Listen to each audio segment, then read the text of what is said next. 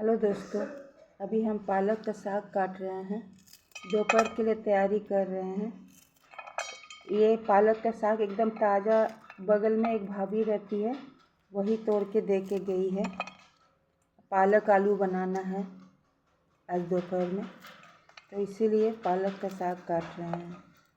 देखिए दोस्तों, कितना तकलीफ़ होता है, लेकिन क्या करें, काटना तो पड़ेगा ही। तो आज दोपहर का यही रहेगा, पालक आलू, और उसमें एक आध बैगन भी मिला देंगे, अच्छा लगता है। उसके बाद आप लोग को दिखाएंगे क्या क्या हो रहा है, क्या नहीं।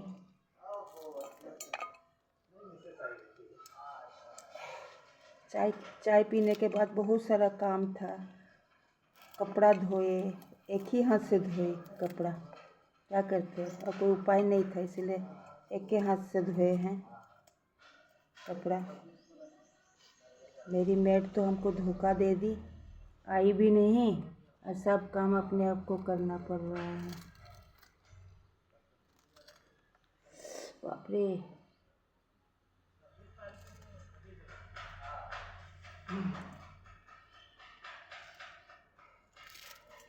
जब मेरे हस्बैंड थे तभी हम यहीं पर हम लोग का पूरा दिन बीत जाता था, मगर हम लोग को बैठे बैठे बात करते हुए उनको धूप बहुत अच्छा लगता था। धूप में बैठ के हमको बोलते थे थोड़ा तेल लगा दो, या तो कलर करना हो तो हम ही से करवाते थे यहीं धूप में बैठ के। इसीलिए धूप में बहुत कम ही बैठते हैं, काहे कि इसका याद बहुत आता है। धूप में बैठने का मतलब, इनको तो हर काम धूप निकलने के बाद ही करना पड़ता था, मतलब धूप उनको बहुत पसंद था।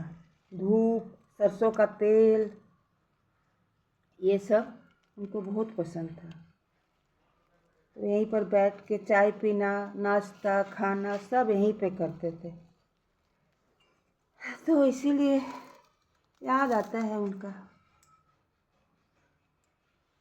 कभी कभी ऐसा भी होता है कि रात को नींद नहीं आता। कल जैसे 2 बजे तक जगे रही, दवाई खाने के बाद भी, दवा भी, मैं तो डिप्रेशन का दवा भी खाते हैं, लेकिन खाने के बाद भी कल नींद नहीं आया रात को। बहुत मुश्किल से, पता नहीं 2-2:30 बजे शायद नींद आया।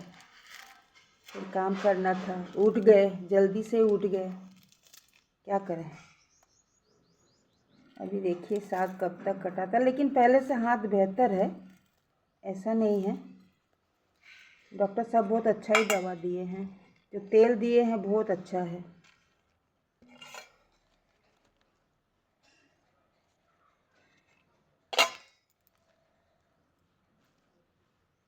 मेरा जो छोटा वाला नाती है ना, एकदम अपने नाना पे गया है। हर चीज़ मतलब हर चीज़, उसका बोली चाली, उसका शकल सूरत, सब कुछ लगता है कि उन्हीं को देख रहे हैं।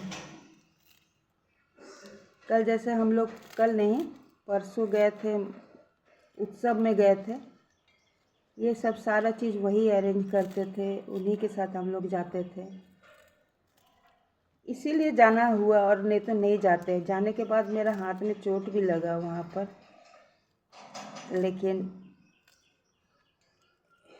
लेकिन तब भी गए। उनका याद बहुत आ रहा था वहाँ पर, उनका कमी। सब कोई को एक ही बात, अम्बुजदा बहुत खल रहे हैं, अम्बुजदा बहुत खल रहे हैं, क्या करें, किस्मत में है ही नहीं। तो अम्बुजदा नहीं है, अम्बुजदा के बिना अच्छा नहीं लग रहा है। यही सब कोई का मुँह से वही एक ही बात सुन रहे थे। मेरे हस्बैंड कुछ कमाए नहीं, लेकिन अपना इज़्ज़त बहुत कमाए हैं वो।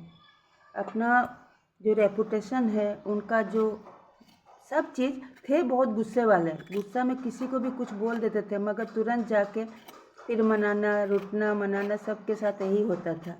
वही बोले, अम्बुजदा रहते तो कितना अच्छा रहता। वो डांटते थे, हम लोग के भले के लिए डांटते थे।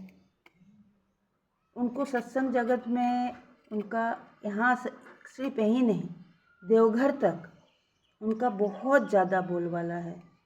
अभी भी हाँ, मतलब सब कोई जानते हैं, जाने से भी सब बोदी सब कोई बोदी वहाँ सब बंगाली कल्चर है ना। सब कोई जानता है कि अंबुजा की वाइफ है, तो वो चीज़ सब लगता है। पता नहीं कब भूलेंगे, हो सकता मरने के बाद ही उनको इस तरह से भूल पाएंगे। ऐसा नहीं कि हम लोग में बहुत प्यार था, बहुत लड़ाई झगड़ा होता था, खूब होता था। जिस दिन लड़ाई नहीं होता था उस दिन बोलता आज लड़ी नहीं, खाना नहीं पचेगा। हम लोग का नोक झोंक दिन भर चलते रहता था। लेकिन वही जाने के कुछ दिन पहले से बिल्कुल बहुत कम बात करने लगे थे। तो हम बोले क्या हो गया, तुम लड़ नहीं रहे हो, अच्छा नहीं लग रहा, घर सुना लग रहा है, तुम्हारे नहीं लड़ने से घर सुना लग रहा है। बोले तुम लड़ो, हम सुनते हैं। बहुत शांत हो गए थे। पता नहीं उनको शायद इंट्यूशन हो गया था कि क्या हो गया था, भगवान जाने। सोच सोच के बहुत बुरा लगता है कि भगवान ठाकुर जी ऐसा क्यों किए मेरे साथ। ना उनका उम्र था जाने का, ना मेरे ऐसे रहने का उम्र था। खैर किस्मत में जो रहता है वो तो होता है। अभी के लिए बस इतना ही, फिर बाद में मिलते हैं। बाय।